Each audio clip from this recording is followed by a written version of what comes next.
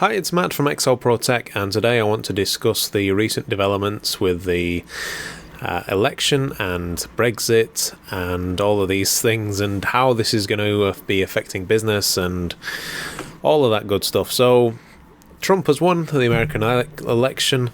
That might come as no surprise to you, considering that it's a day after the fact. But I think that was it was a bit of a shock, a bit of a... I wasn't expecting that result, but that's the way that it goes. I think everyone had had enough of Hillary. Obviously, she'd been in the job way too long. She'd obviously had a government position anyway with Barack, but that's enough of that. There's enough people talking about that. What I want to relate it to is how it will affect us in the UK, and specifically if you're a trader, if you trade over into the Asian market, who use dollars, etc., etc. So when Trump became president, the dollar dropped, so theoretically we can get more dollars for our British pound. Unfortunately, what happens when the dollar drops, every other currency drops as well. The Mexican peso went through the floor. I think they were. I think the markets got scared when the Mexican markets got scared when Trump was elected, because they might have to build that wall and pay for it themselves. But the problem is that because everyone else is so reliant on the US economy, when the US economy goes down, when the dollar drops, everyone else drops as well. So we haven't really noticed any difference, really. Possibly there might be some gains for us in the UK, considering the downgrading of the dollar. But I think that will be short-lived, and it will sort of rectify itself quite soon, I would have thought. Another good thing for the UK, if Brexit does occur, and I'm going to talk about that next, Trump is a supporter of the Brexit. He was one of the people in America who said that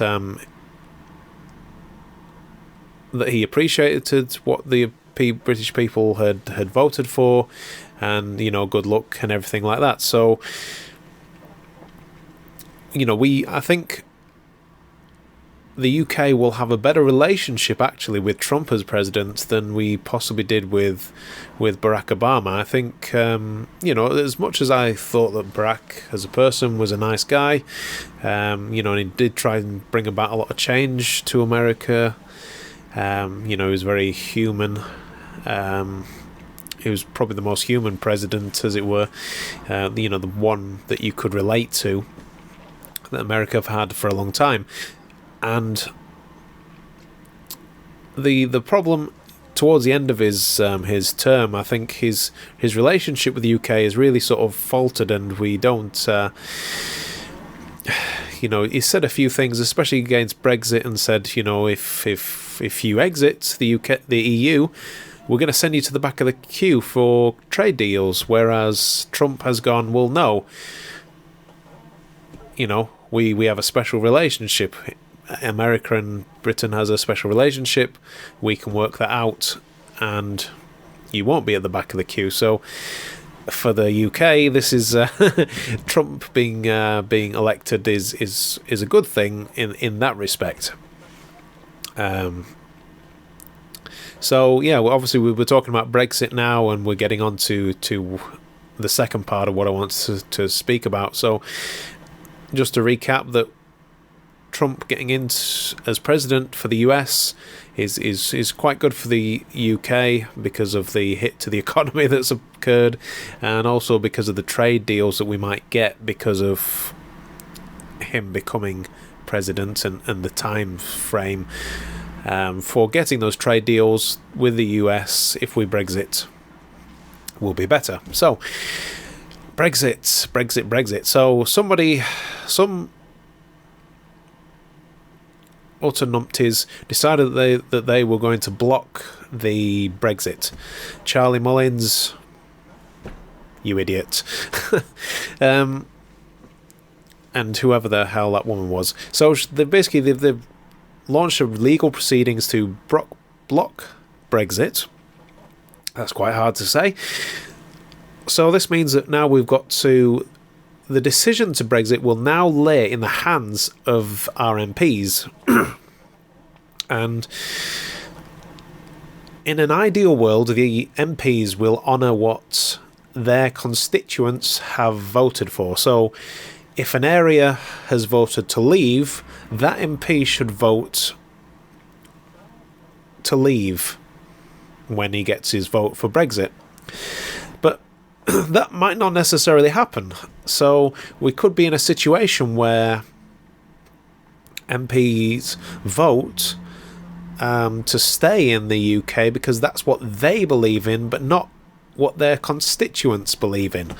So this is going to be a hell of a vote, to be honest with you. So, and those MPs that vote against their constituents, against the area that they manage, if the area that they manage has said, no, we want to leave, and then they vote to stay, they shouldn't be MP because they're not representing the people that they are, who are in their constituency. So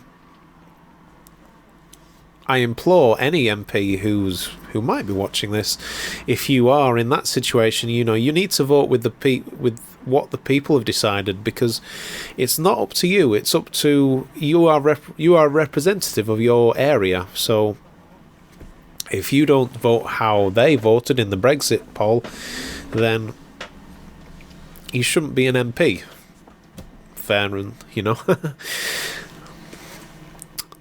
So, but anyway, again, the decision is being left to members of Parliament, and potentially this could also go up to the Supreme Court, and it's a bit of a mess now.